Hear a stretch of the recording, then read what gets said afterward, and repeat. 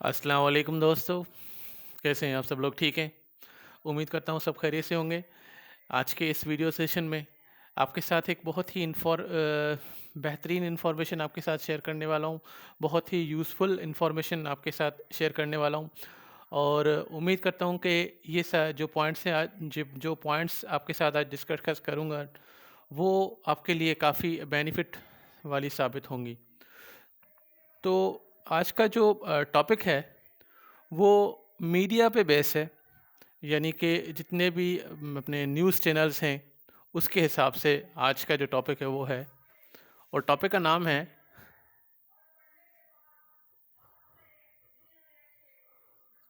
News. आज के जो टॉपिक का नाम है वो न्यूज़ है।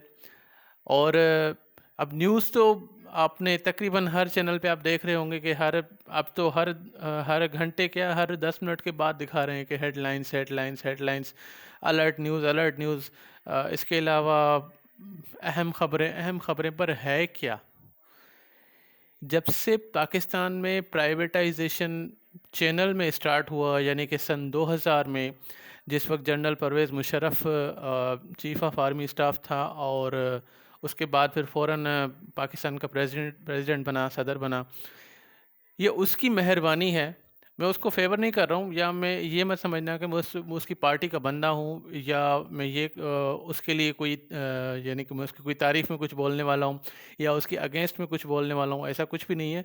मेरा आज का पूरा टारगेट इस टॉपिक पर है, लेकिन क्योंकि उस शख्स की मेहरबानी है तमाम उन मीडिया चैनल वालों पर, अगर वो इजाज़त न देता तो शायद पाकिस्तान में ये प्राइवेटाइजेशन चैनल में कभी न होता।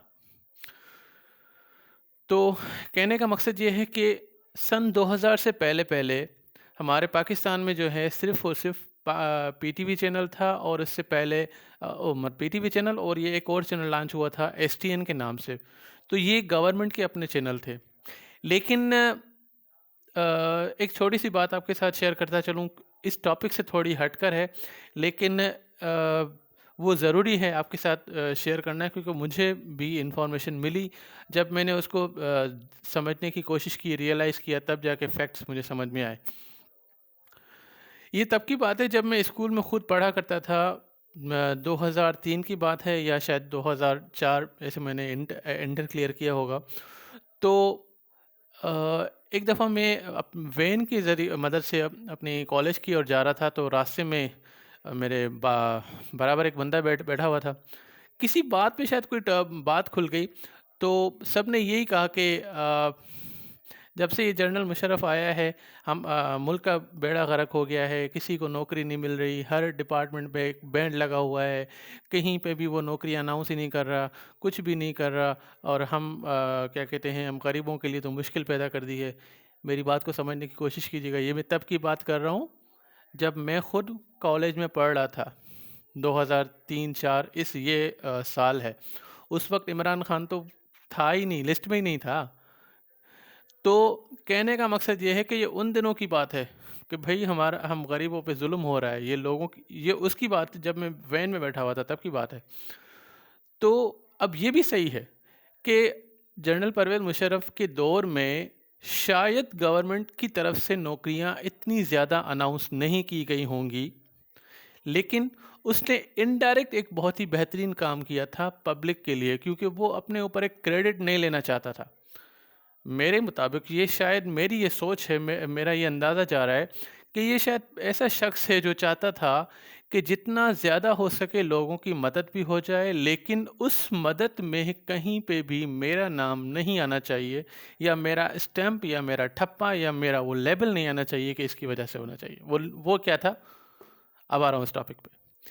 जितने भी मीडिया चैनल्स खुल गए जनरल परवेज़ मुशर्रफ के क्या कहते हैं इजाज़तनामे के बाद, जितने भी प्राइवेट चैनल खुल गए, अब हर चैनल को चलाने के लिए कौन चाहिए?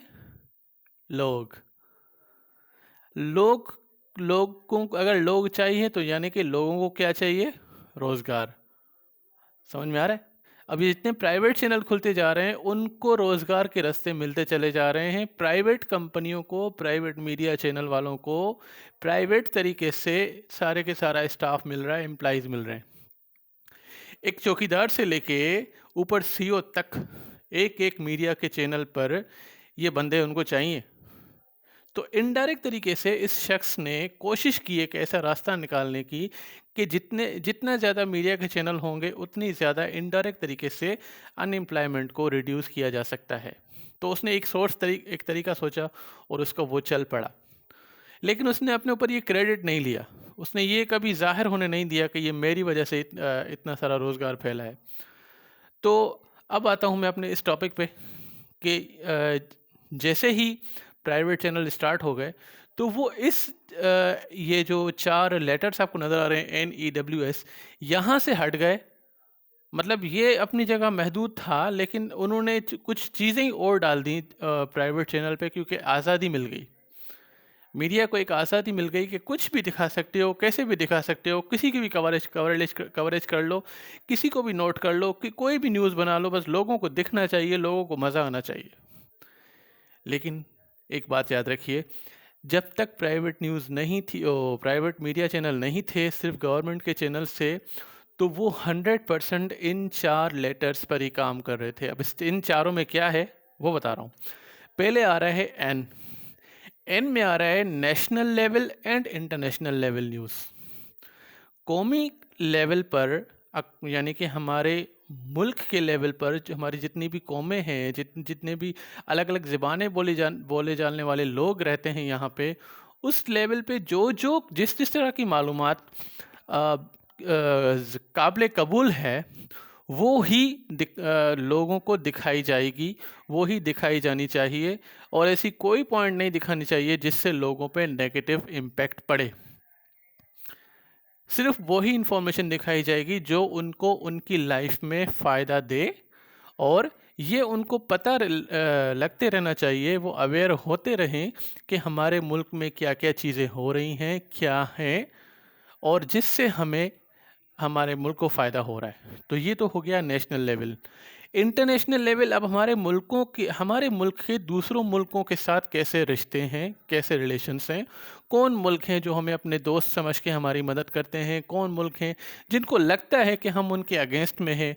अब मैं तो बचपन से ही सुनता आ रहा हूँ कि इंडिया से हमारी दोस्ती भी है, दुश्मनी भी है। जैसे मैंने एक वीडियो अपनी बनाई हुई है कि India Pakistan relation 50-50, salt and sweet relation, यानी कि ये कभी दोस्त बनते हैं तो कभी दुश्मन बन जाते हैं।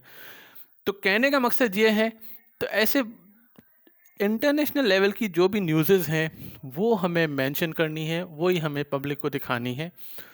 उसके बाद आ रहा है अब ई पे क्या है? ई पे आ रहा है टोटल इकोनॉमी से मुराद ये है कि हमारे मुल्क की जो मईशत है, हमारे मुल्क में जो ज़िंदगी का चरखा चल रहा है, एक आम आदमी से लेके मशहूर लोगों तक, जो उनकी ज़िंदगी का चरखा चल रहा है, यानी कि उसके बारे में बताया जाएगा कि भाई लोगों का वे ऑफ लिविंग स्टैंडर्ड कैसा है। इस महंगाई के हवाले से कुछ न्यूज़ बताते हैं। इसके अलावा कितना इजाफ़ा हो रहा है किसी भी कीमतों में, कितनी कमी आ रही है किसी भी चीज़ों पे, इंपोर्ट एक्सपोर्ट, हमारे मुल्क में क्या क्या बन रहा है, क्या क्या बन के बाहर जा रहा है, कौन कौन सी चीज़ें बाहर से अंदर इधर लाई जा रही हैं हमारे मुल्क में। ये सारी की सारी चीज़ें इकोनॉमिक्स के लेवल पे इसको कवर किया जाता था, अब भी है, लेकिन जाता था जेन्युइन तरीके से उन पुराने दिनों में। उसके बाद आ रहा है डब्ल्यू पे है वेदर यानी कि मौसम। हमारे जो चार मौसम है, उसके हवाले से मुझे तो आज तक याद है, क्योंकि मैं बचपन से जब भी मुझे अब्बू जान जो है वो जब ख़बरनामे के टाइम मेरे साथ अपने साथ मुझे बिठाते थे, तो सारा ख़बरनामा अपनी जगह, लेकिन आखिर में दिखाते थे उसका मौसम का सूरत हाल। अब मौसम का सूरत हाल मुझे समझ में आए ना आए ये तो मुझे भी याद नहीं, मुझे भी समझ में नहीं आता था, लेकिन उसमें एक चीज़ थी जो मुझे बड़ी पसंद आती थी, जो मैं आपको बताना चाहता हूँ। वो ये चीज़ मुझे पसंद आती थी कि उनके जो बात करने का अंदाज़ है और वो जो पीछे से प्रेजेंटेशन चलती थी, यानी कि कुछ नक्शे बन के आ जाते थे, कुछ ब्लू कलर होते हैं, जो ब्लू कलर होता था जिसमें वो पानी का जो ना फ्लो दिखाते थे, कुछ बारिशें नमूने की चीज़ें होती थी, कोई दरख्त नज़र आते थे। अब मैं तो मेरा बचपन के लेवल की आपको बात बता रहा हूँ, तो ये चीज़ें मुझे पसंद आती थी। तो उसमें खबरनामे में एक पूरा सेगमेंट था जिसमें मुकम्मल पाकिस्तान के लेवल की हर जितना हो सके मैक्सिमम तरीके से वो हर एरिया को कवर करके पूरा का पूरा खबरनामे में बताया जाता था पाकिस्तान के मौसम का सूरत हाल। ठीक है जी। उसके बाद आखिर में आ रहा है एस। अब एस में दो चीज़ें हैं। एस में एक है सरप्राइज न्यूज़ और सरप्राइज इंफॉर्मेशन, दूसरी है सीरियस इंफॉर्मेशन। सरप्राइज इंफॉर्मेशन कहते हैं कि कोई ऐसी खुश खबरी जो वो अपने आवाम को देना चाहते हैं।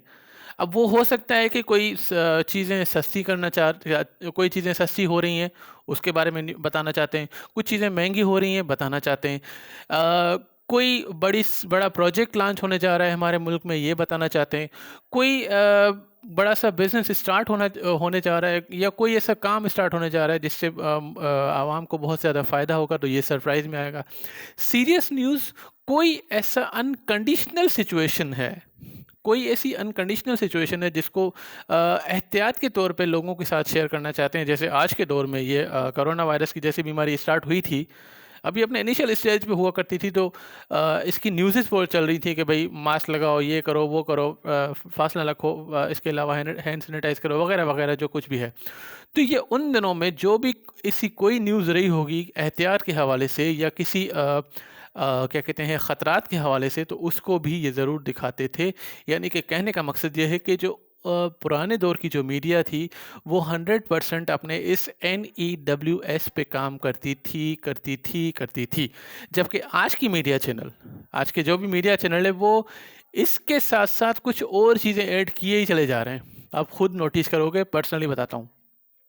अभी ये जो इलेक्शन कब दिखाया था सेनेट वाला, तो ये जो कैमरा लगी हुई है ये कोई न्यूज़ है? कोई चलते चलते गड्ढा में गिर गया, ये कोई न्यूज़ है? अच्छा, इसके अलावा रोड टूटे फूटे पड़े हैं, जहाँ रोड टूटे फूटे पड़े हैं वो दिखा रहे हैं, लेकिन उसके थोड़ा आगे चल के जहाँ रोड बना हुआ है वो नहीं दिखा रहे।